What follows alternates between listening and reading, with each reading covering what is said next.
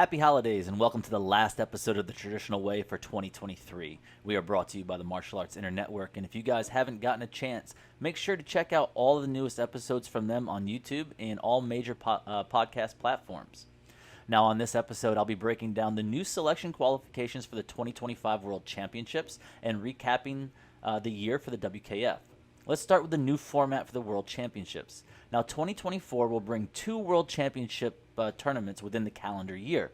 The Youth World Championships for the Cadet, Junior, and U21 divisions that will be held in Venice, Italy in October, which means there will be two youth events in Venice next year, as the end-of-year youth event will again be in Venice in December, as well as the introduction of the new World Team Championships in Pamplona, Spain.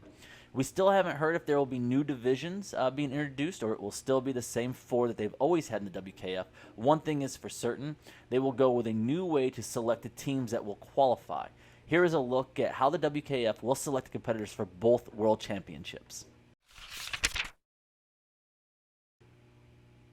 As I've reported before, the new format for the Senior Individual World Championships will be filled by 32 competitors, and they've opted to run a round-robin format for 2025. The current world champions, the last one in Budapest, have already earned a spot for the 2025 World Championships, which will be held in Cairo, Egypt. Additionally, the host country will fill one spot in each division. How they will select the remaining 30 competitors is still a little interesting. The first way is taking the top 3 spots at your Continental Championships if you're in Europe, Asia, the Americas, or Africa. And the 2 top spots from the Oceanian Championships, which will place the next 14 spots. The next way to claim one of the available 16 spots is to be in the top of the individual World Championship standings, which we can only assume will be using the current standings that they determine in the Premier League. But they haven't really clarified that, so that we may have a new ranking system next year as well. There will also be 2 spots that will be selected using what they're calling the universality place. This means that the next best classified competitors that have not been selected by other means and that are not from a country that's already been selected will get a spot, leaving 6 spots available for. They're going to have an individual World Championship qualification tournament to be held in Paris, France, with that date still to be determined. Now, does this sound confusing? It is. And once you start looking into the substitution rules, it gets super confusing. Given that the event is 2 years away, we can assume that there will be some competitors that will have already retired. So I believe this is going to be tricky for everyone to figure out once they start moving down in the rankings, which is pretty much gonna have to happen, right? So meaning that if you're taking a second bronze at your Continental Championships and no one from your country is qualified, there's a good chance that you could still qualify. It would depend on who's in and who's not, and who's going to attend for the people that are placed above you.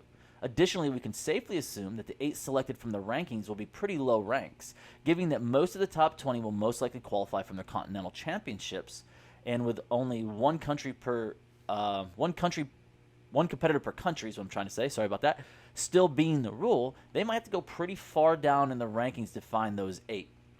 We're all going to have to wait and see who's in. To me, this is going to be like college football, guys. Where no one's 100% on who's going to make it until about a month before the event. Now, the World Team event has its own way of qualifying as well. This will not be a round-robin event. They will use traditional brackets they've always used for the team events. The qualification system starts in the same way as individuals, but they are taking the top 4 teams from Budapest plus the home nation.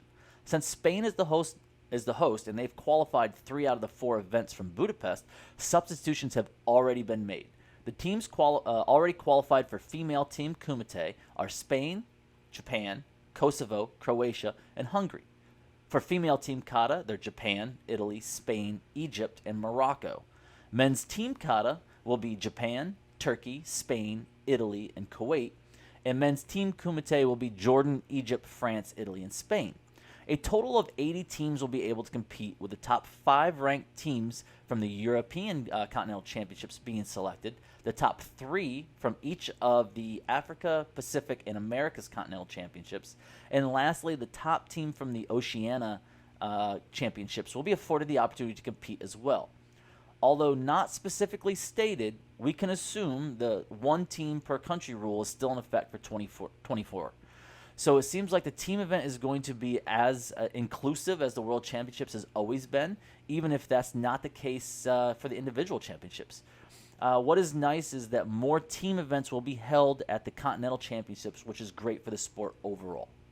But please let me know what you think about the changes in the comment sections. I'm sure I can't be the only one that is skeptical of this new format. As I start with the 2023 year in review, I want to start with who was the most dominant competitors this year. First off, I think you have to start with female kata. Hands down, the most consistent competitor in the female kata division is Grace Lau. She's been in the top 2 of every event she's entered, winning her Continental Championships over Kiyu Shimizu, who, with Hirako Ono, are the only 2 who have beaten Grace this year. As far as dominant, I'm going to have to say Kiyu has been the most dominant. Now, this may seem odd that I didn't pick Ono because she's a grand winner. She won the World Championships, and why would I not pick her? Here's my thinking. At the 3 events where all 3 were present, Kiyu won 2 out of the 3. Now, even with the losses to the other 2, she has still won the most when all 3 are in the division. Unfortunately, she did not compete after the Continental Championships, which leads me to wonder, will we see her in 2024, or is she done? I could see it either way for Kiyu. She's had an amazing career. She's got 2 world titles, 15 Premier League golds, and 3 Continental golds. However, she's only 30. As of right now, neither Ono or Kiyu are registered for the first Premier League event in Paris. So are we seeing an end of an era for these 2 Japanese competitors? If we are, I can safely predict that we will see the start of Grace Lau era in the division starting in January. Now, as we move on to men's kata, I had a lot of surprises this year. Let's start with the biggest one. Ali Sofuoglu's win at the World Championships has to be a huge surprise. Now, I'm not taking anything away from Ali, but let's look at the fact that he didn't make it out of the first round in Cairo to start the year. So the 4 events that he did this year were participation, then a silver medal, then 7th, then being crowned World Championship. Not exactly how one draws that up. As to upset at the World Championships, I would say that Ali beating Damien wasn't as big as an upset as Ali beating Kokoro in the 3rd round was. Kokoro was easily the most dominant in the men's division this year, and if you look at if you took a poll, very few would have bet against him going into Budapest. But it was all for naught as the world title eluded him. Well, will we see how the win affects Ali next year as he continues to be a fixture in the division? Kokoro also will continue to be a fixture at the top as he's still the world number 1. Female fighting has a couple of fighters that have dominated this year, but none more than Anzelika Torluga in the minus 55 kilogram division. Listen, a lot can be said about the loss at the Worlds and if that fight was handled correctly or not, but let's look at her results this year. She took 4 golds out of the 6 events she's entered, and she may be the most dominant competitor pound for pound in the WKF for 2023 in every division. I believe she has been the most winning competitor this year.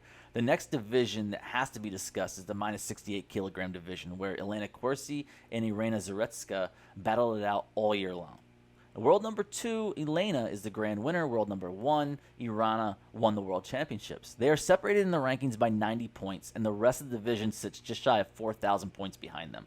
As far as I'm concerned, until someone surprises one of these ladies, they are the only 2 in the division. The back and forth this year has been crazy to watch, and if anyone wants to watch a good close match, look up these 2 on YouTube. There's a bunch of fights from this year out there, and they're great.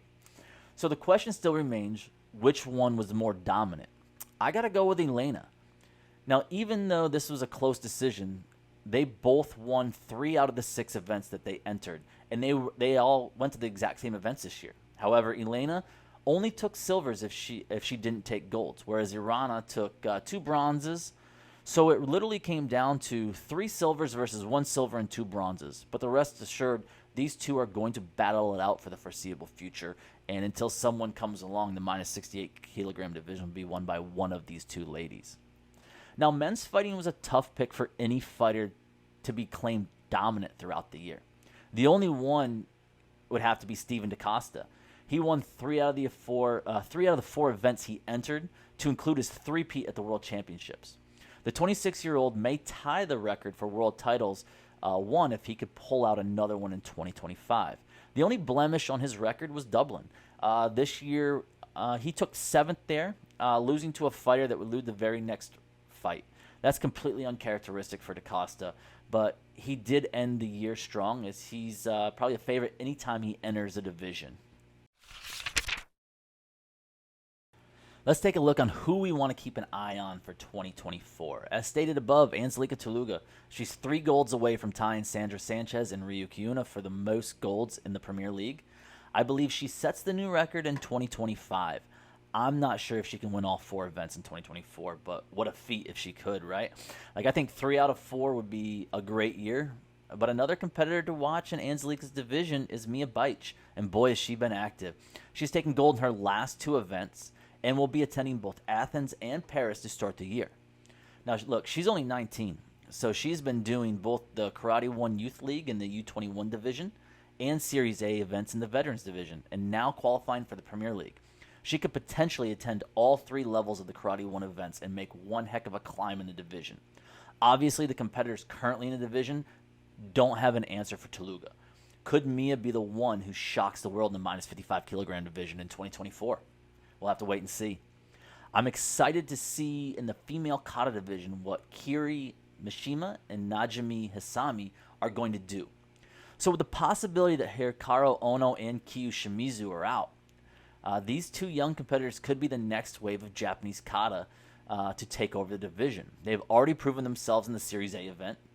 Hisami has taken 5th in Dublin this year, so she's already had some success in the Premier League with her debut. I thought Kiri would make her debut in Paris, but it doesn't look like that's going to happen. She will be in Series A event in Athens to start the year. As we look at the men's kata divisions, I got to believe Ray Chinen will be the next American male to have continued success in the WKF. Unfortunately, we will not be seeing him in Paris, but hopefully he will make his Premier League debut this year at some point. For a guy that has been around the WKF off and on for years, his 2023 was very impressive, where he had a great success, right? 2 golds in the only 2 events is quite a feat, especially when each of those events had over 120-some competitors in the division. With him not registered for Athens either, I'm unsure when we will see him compete, but I'm looking forward to seeing him have some continued success and see what he might do in 2024 as he continues within WKF.